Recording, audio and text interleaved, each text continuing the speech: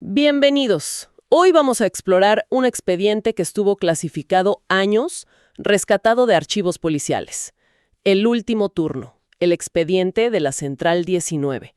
Nos basamos en una narración detallada, reconstruida a partir de este caso real. Es bastante perturbador. Nuestra misión, digamos, intentar entender qué pasó esa madrugada de 1998 en la Central Eléctrica 19. 3 operadores desaparecieron sin dejar rastro.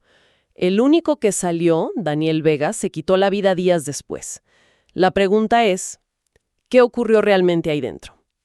A ver, para empezar a desglosar esto, la Central 19 no era un edificio común y corriente. Se construyó en 1963, sí, pero sobre los cimientos de lo que fue un asilo psiquiátrico. Y no cualquier asilo. Uno clausurado décadas atrás por una serie de muertes sin explicación clara. Exacto. Y ese trasfondo, esa historia previa del lugar, es fundamental. Ya circulaban leyendas entre los empleados, ¿no? Voces, puertas que se cerraban solas, sombras que se movían. Estas historias, aunque quizá los más veteranos las descartaban, ya van creando un caldo de cultivo, ¿sabes? Preparan el terreno para interpretar eventos extraños de una forma muy específica. Como que predisponen. Claro, un ambiente ya cargado de por sí. Y entonces llegamos a la noche del 14 de noviembre de 1998. El turno de noche. 4 trabajadores. Luis Herrera, el supervisor, Claudio Méndez, electricista, Andrés Solís, que era técnico, y Daniel Vega, el más joven, el recién llegado casi. Todo parece empezar alrededor de la 1:17 de la mañana.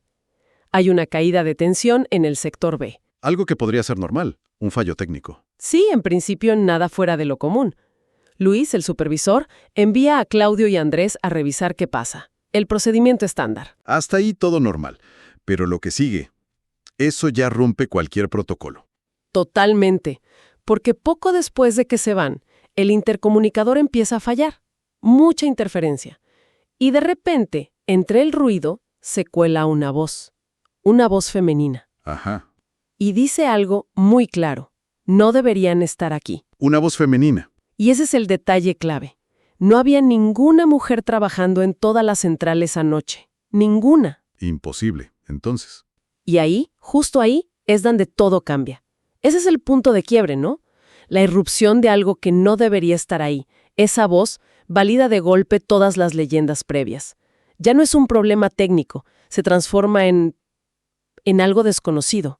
Amenazante. Y esa amenaza se vuelve muy real casi de inmediato, porque en los registros de audio que sí se pudieron recuperar, se escuchan los gritos. Gritos desesperados de Claudio y Andrés pidiendo ayuda por el intercomunicador. ¡Qué horror! Y luego, silencio. Silencio y después, un sonido metálico muy extraño. Lo describen como cadenas arrastrándose. ¿Cadenas? ¿En una central eléctrica? Eso no tiene ningún sentido lógico. Añade una capa de terror inexplicable a la desaparición de esos 2 hombres. Imagínate la situación para Daniel Vega, el más joven, que escucha todo esto desde la sala de control. Quiere ir a buscarlos. Está aterrado, claro. ¿Lógico? Pero Luis Herrera, el supervisor, se lo prohíbe. Por el intercomunicador le ordena quedarse quieto, no moverse de ahí. Una orden que tiene sentido en teoría. Proteger al último miembro del equipo que queda. Sí, parece lógico. Pero aquí es donde la cosa se pone aún más extraña. Pasan unos minutos, y una cámara de seguridad capta al propio Luis Herrera saliendo de la sala de control. Solo. Él solo. Él solo, con una linterna en la mano, y se dirige hacia el sector B, hacia donde habían ido los otros, o sea, va en contra de su propia orden. Pero, ¿por qué? No se sabe. Simplemente sale, camina hacia allá y desaparece del ángulo de la cámara. Y ya no vuelve. Esa decisión del supervisor es desconcertante. ¿Qué lo hizo cambiar de opinión? ¿Qué lo impulsó a ir solo después de prohibírselo a Daniel? ¿Escuchó algo más que no quedó registrado? ¿Sintió que tenía que intervenir él mismo? No sabemos, pero el resultado es que Daniel queda completamente aislado. El único testigo que queda. Y el último hombre en la central, aparentemente. Y lo que graban las cámaras de Daniel, ya solo en la sala de control, es Es muy inquietante. Son las 2 o 3 a.m., se le ve mirando fijamente a una esquina de la sala, una esquina que está vacía. Ajá. Y parece que le está hablando a alguien. Mueve los labios, gesticula un poco hacia esa esquina. Hablando solo, pero como si hubiera alguien allí. Exacto. Luego hace algo más raro. Apaga las luces principales de la sala de control. Se queda todo en penumbra, solo con las luces de emergencia y los paneles. Y se queda quieto, inmóvil, mirando hacia esa misma zona oscura, durante 17 minutos. 17 minutos inmóvil en la oscuridad. Eso no es solo pánico.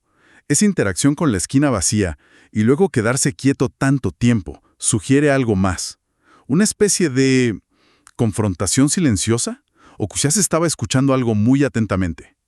Algo lo mantuvo ahí, paralizado o atento, antes de quebrar y salir corriendo. Porque es lo que pasa después de esos 17 minutos. De repente, sale disparado. Huye del lugar despavorido, abandona la central. Y la historia de esa noche termina ahí, en la central. Pero para Daniel Vega, no. 2 días después, la policía lo encuentra en su departamento. Muerto. Se había suicidado. Lo encontraron con los ojos desorbitados, dicen los informes. Un cuchillo en la mano y una nota al lado, escrita rápido. Decía simplemente, ella me encontró. Ella me encontró. Qué críptico y aterrador. Oficialmente la policía cerró el caso. Lo caratuló como un accidente laboral múltiple. Atribuyeron las desapariciones y la muerte inicial a un posible incidente técnico no especificado. Y el suicidio de Daniel al estrés postraumático. Carpetazo. Pero, y aquí viene otro giro, la historia no termina con el informe oficial. Hay un testimonio. Es de un agente de policía ya retirado, uno que participó en la investigación inicial. ¿Y qué dice? Afirma, años después, que las cintas originales de audio y video, las grabaciones completas de esa noche, desaparecieron misteriosamente de la sala de evidencias. Desaparecieron. Eso es muy sospechoso. ¿Por qué desaparecerían? Exacto. Y este agente retirado añade algo más. Algo que escucharon los pocos que tuvieron acceso a esas cintas completas antes de que se perdieran. ¿Qué cosa? Mencionaron un susurro, casi inaudible, al final de una de las grabaciones de la sala de control. Ya cuando Daniel había huido, una voz que susurraba. Nos vemos en tu próximo turno. Uf, eso es escalofriante. Cambia toda la perspectiva del cierre oficial del caso. Entonces, si juntamos todo, tenemos un asilo con un pasado trágico en ese mismo lugar.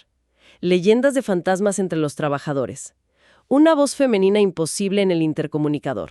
Gritos, sonidos de cadenas. Un supervisor que actúa de forma totalmente irracional y desaparece. El único sobreviviente que habla con el vacío se queda paralizado y luego se suicida. Dejando una nota que dice, ella me encontró.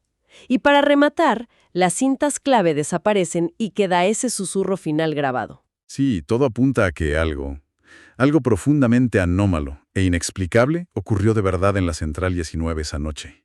Y si conectamos esto con, digamos, el panorama general, ¿vemos el patrón? Vemos cómo un expediente oficial trata de poner una etiqueta simple, accidente laboral, a una serie de eventos que simplemente no encajan en esa explicación, que desafían la lógica racional por completo. La desaparición de las cintas. Bueno, eso podría sugerir algo, ¿no? Podría sugerir que la verdad, lo que sea que esas cintas mostraban o contenían, era quizás demasiado perturbadora, o demasiado inexplicable para dejarla en el registro oficial. Quizás era más fácil o más conveniente clasificarlo todo y, olvidarlo. ¿Y hoy qué queda? La central eléctrica 19 sigue ahí, abandonada, como un monumento silencioso a esa noche. Dicen los vecinos de la zona, la gente que vive cerca, que a veces todavía se ven luces parpadeando adentro, o se escuchan ruidos, susurros, dicen algunos. Y esto, claro, nos lleva a una pregunta más amplia.